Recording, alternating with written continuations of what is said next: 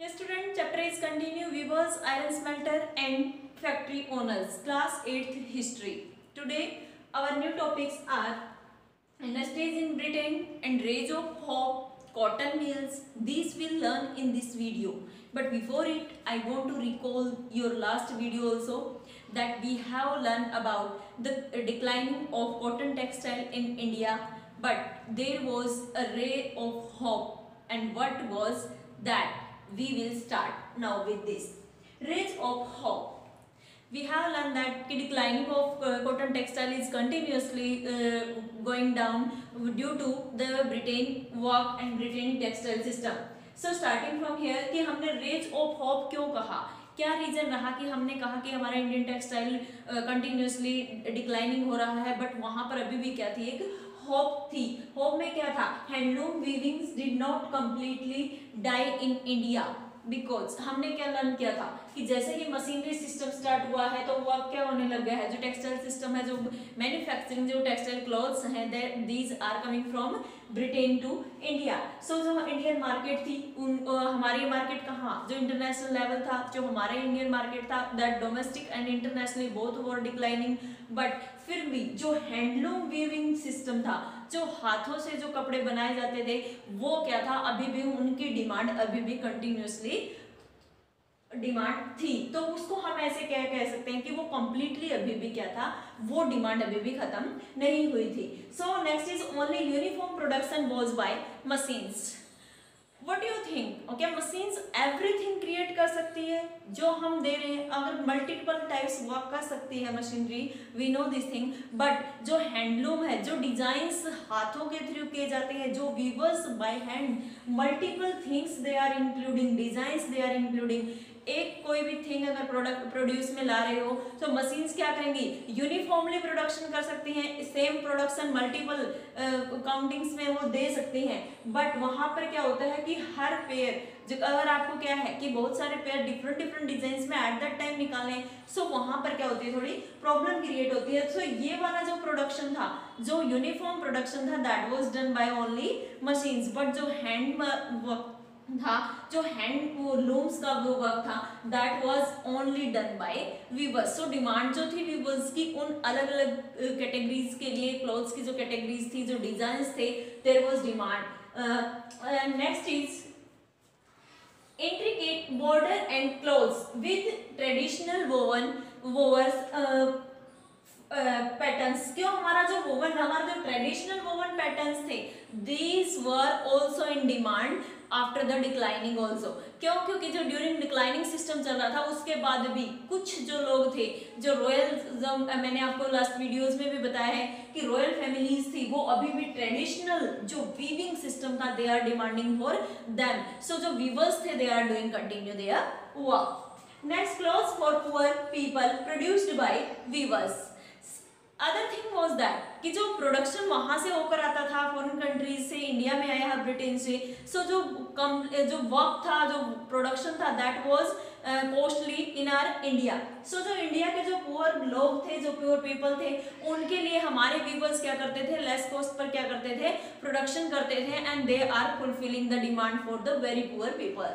So that was the reason also कि अभी भी वर्क कुछ क्या था, कंटिन्यू मूव कर रहा था. नेशनलिस्ट मूवमेंट बायकॉट किया गया था फॉरेन क्लॉथ्स का. जैसे ही महात्मा गांधी वहां आते हैं, सो महात्मा गांधी ने नेशनलिस्ट मूवमेंट चलाए. उनमें क्या था कि अगर फर्स्ट ऑफ ऑल हमें किसको प्रेफरेंस देनी चाहिए, हैंडलूम क्लॉथ्स को, लाइक खादी. तो जो महात्मा गांधी ने हमें प्रेफर भी करवाया है कि खादी का हमें क्या करना चाहिए, मल्टीपल टाइप्स में, जहाँ everything we should use our countries goods. So उनमें खादी भी था. So increase demand for khadi in India due to the national movement also. So there is that thing we can see here कि rays of hope इसीलिए बोला गया था कि अभी भी कुछ रीजन थे कि कंप्लीटली इंडियन टेक्सटाइल क्या था, डिक्लाइन नहीं हुआ था. So there our continuously moving in production but at the low level. Next is industries in Britain. Next कि industries in Britain has come, there industries are continuously produce the goods, produce the textile system. So tax जो उन्होंने clothes जो increase किए हैं, what was the effect, hamper effect था, we know that on India. So जो हमारे viewers थे उनको क्या कर दिया है, अनएम्प्लॉय कर दिया है। नेक्स्ट क्या हुआ, सम मेक एग्रीकल्चर लेबरर्स, अब उन जो वीवर्स थे उन्होंने वर्क करने स्टार्ट कर दिए हैं different types. Some has gone to in agriculture work, क्योंकि वो एग्रीकल्चर में लेबर का वर्क करने लग गए थे। पहले भी चलो लेबर ही थे वो, कि अपना वर्क खुद कर रहे थे, बट फिर भी क्या था, अब किसी और के अंडर वर्क करने लग गए हैं। माइग्रेट टू सिटीज, अब क्या है कि सिटीज हमारे इंडिया के भी क्या था कि one city to another city they have move to get work, and another countries also, another countries में कैसे गए, how can you say that कि जो अफ्रीका और साउथ अमेरिका यहाँ पर वो खुद नहीं गए हैं, और जो यहाँ की जो ब्रिटिशियंस जो आए थे उन्होंने क्या किया है, अदर कंट्रीज में उनको ले गए हैं, या वहाँ के लोग जो इंडस्ट्रीज स्टार्ट कर रहे थे they have taken our people as a labour, okay, क्योंकि लेबर सिस्टम हमारा क्या है यहाँ पर लो कॉस्ट पे था। सो वो लोग इनको अमेरिका और साउथ अमेरिका में, अफ्रीका और साउथ अमेरिका में ले गए। सो इसलिए क्या हुआ कि माइग्रेशन इन बैकग्राउंड, तो वहां पर क्या था कि बहुत ज्यादा माइग्रेशन हुआ है। Some of them found work in newly established cotton mills. So industries move करने हैं, इंडस्ट्रीज इंक्रीज हो रही है अदर कंट्रीज में भी, तो वहां पर क्या हुआ, हमारे ही लेबर वर्क मूव कर गए, हमारे वीवर्स मूव कर गए। उसके बाद में जो हमारी न्यू कॉटन मिल्स जो इंडिया में भी एस्टेब्लिश की गई थी, वहां पर भी कुछ वर्कर्स ने क्या था, अब अपना वर्क फाइंड आउट किया। सो जितने भी वीवर्स थे, their situation has changed now due to the increasing industries in Britain. So hamper situation in India we can call here.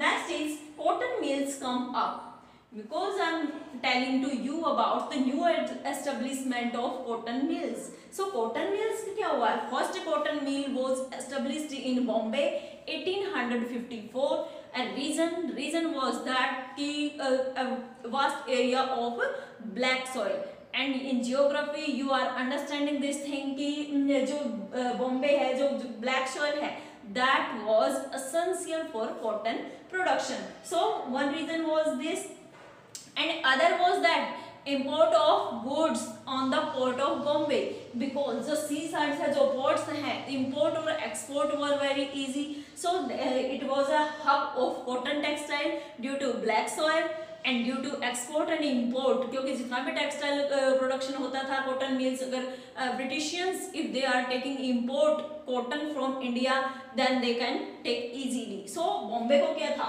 Hub बना दिया गया था। नेक्स्ट की जो लेबर थी, लेबर इजीली, जो लो कॉस्ट पे जो लेबर थी, जो आप हमारे यहाँ पर अवेलेबल हो जाती है, इस वजह से भी कॉटन मिल्स को क्या हुआ, बेनिफिट मिला। So these were the reason that कि जो बॉम्बे था और जो बिजनेसमैन थे, पारसी है और गुजराती थे, they are doing business in Bombay. So जो एस्टेब्लिश था, जो फर्स्ट कॉटन मिल्स थी, दैट वाज द रीजन कि बॉम्बे में ही क्यों एस्टेब्लिश किया गया, क्योंकि बॉम्बे जो एसेंशियल थिंग्स हैं कॉटन प्रोडक्शन, कॉटन मिल्स के लिए, that was completed by only Bombay. So इसके साथ साथ क्या हुआ है कि in place of this we can't say that कि only Bombay was very beneficial. Yes, Bombay beneficial था, but other cities were also there. कौन कौन से हैं? Ahmedabad, Kanpur, United Provinces, these cities are also set up cotton mills in their areas। ठीक है, तो इन areas में, इन सिटीज में भी, हमारे इंडिया के इन एरियाज में भी क्या किया गया था कि कॉटन मिल्स एस्टेब्लिश की गई थी। सो जैसे ही कॉटन मिल्स इंक्रीज हुई in other cities also, there was the demand for cotton increase, labour demand increases and migration one place to another. जैसे कि किसी एरिया में कहीं पर भी मिल नहीं है और दूसरे एरिया में मिल्स लगी हुई हैं, इट मीन्स क्या होगा कि लोग, वर्कर्स जो हैं वो मूव करेंगे, माइग्रेट करेंगे from one place to another place to get work. So these were the things that has taken changed. Challenges faced by Indian textile industries. The cotton mills has established, but फिर भी क्या था कि जो Indian textile था, जो cotton textiles की जो मिल्स थी, अभी वो सेटअप होने के बाद क्या हुआ कि अभी भी क्या है कि जो हमें प्रॉब्लम्स थी, चैलेंजेस थे, इन फ्रंट ऑफ ब्रिटिशियंस। सो वो हमने क्या है अभी भी फेस किया है। पहले हमने क्यों फेस किए थे? Because they are doing, our weavers are doing by hand. Okay, वो हैंडलूम वर्क करते थे, वो अपने हैंड्स से वर्क करते थे, इसलिए प्रॉब्लम्स क्रिएट हुई। ब्रिटिशियंस ने मशीन से स्टार्ट कर दिया। अब हमने क्या किया है? इंडस्ट्रीज हमने भी स्टार्ट किया है। इंडिया में इंडस्ट्रीज एस्टेब्लिश हो गई हैं, कॉटन मिल्स लगी है। इट मीन्स हमने भी किसका यूज करना स्टार्ट कर दिया है? मशीनरीज का। सो चैलेंजेस क्या हुए कि वहां पर भी मशीनरीज यूज कर रहे हैं, यहाँ पर भी मशीनरीज यूज कर रहे हैं। Both areas are using machinery system. So difficult to compete with the cheap textile imported from Britain. ये क्या था कि अब ब्रिटिशियंस जो टेक्सटाइल हमारे इंडिया में इंपोर्ट कर रहे, एक्सपोर्ट कर रहे थे और हम लोग उसको इंपोर्ट कर रहे हैं, that was giving a completely competition to our textile system. क्योंकि उन्होंने वो कैसा प्रोडक्शन करके सेंड कर रहे हैं? वो चीप कॉस्ट पे। कैसे कि यहाँ से उन्होंने क्या लिया है कि कुछ रुपए में क्या लिया है, यहाँ से कॉटन लिया और वहां पर मैन्युफैक्चर किया, और उससे जो इंडियन टेक्सटाइल जो हमारा अभी प्रोडक्शन हो रहा है, इंडस्ट्रीज में जो हमारे लेबर वर्क कर रहे हैं, मशीनरीज तो हैं, लेकिन अभी भी जो हमारी कॉटन मिल्स है वहां पे हैंडवर्क भी तो कंटिन्यूअसली मूव कर रहा है। सो इसके साथ साथ क्या हुआ, प्रॉब्लम क्या हुई कि जितना उन लोगों को कॉस्ट पड़ती थी उसके कंपैरिजन में हमें क्या पड़ता था? वो ज्यादा कॉस्टली पड़ता था लेबर के लिए, मशीनरीज के लिए। सो ये चीजें क्या थी कि यहाँ प्रॉब्लम क्रिएट कर रही थी। वो लोग क्या था, चीप रेट पर टेक्सटाइल प्रोवाइड करवा रहे थे हमारे कंट्री के लोगों को, और हम लोग वही प्रोडक्शन, मान लो कि वो लोग पूरा मैन्युफैक्चरिंग करके 100 रुपीज में देते हैं और हम उसको 110 रुपीज में प्रोवाइड करवा रहे हैं। तो मीन्स क्या हुआ, हमारा प्रोडक्शन थोड़ा हाई कॉस्ट का हो गया इन बिसाइड्स ऑफ ब्रिटिशियंस। सो यहाँ पर प्रॉब्लम क्रिएट हुई कि उन लोगों ने हमारे जो कॉटन टेक्सटाइल था उससे भी चीप क्वालिटी में क्या ला कर दे दिया, टेक्सटाइल जो कॉटन क्लॉथ से उन लोगों वहां पर अवेलेबल करवा दिए हमारे मार्केट में। Colonial government in India usually refused protection to local industries because at that time we are under colonial government. Okay, so Britishians की जो गवर्नमेंट थी हम उसके अंडर थे। सो उन्होंने हमारी जो लोकल इंडस्ट्रीज थी उनको प्रोटेक्शन देने के लिए स्पेसिफिकली उन्होंने रिफ्यूज कर दिया। We will not follow the Indian industries, we will not follow the Indian local industries. Reason क्या था? Because they want to increase the production of Britain. Okay, जो वहाँ की जो इंडस्ट्रीज थी उनकी मार्केट इंक्रीज करना चाहते थे। They want to upgrade their system. So जो इंडियन कॉटन मिल्स थी, जो फैक्ट्रीज थी, जो इंडस्ट्रीज थी, they are facing multiple problems. So chapter will be continue.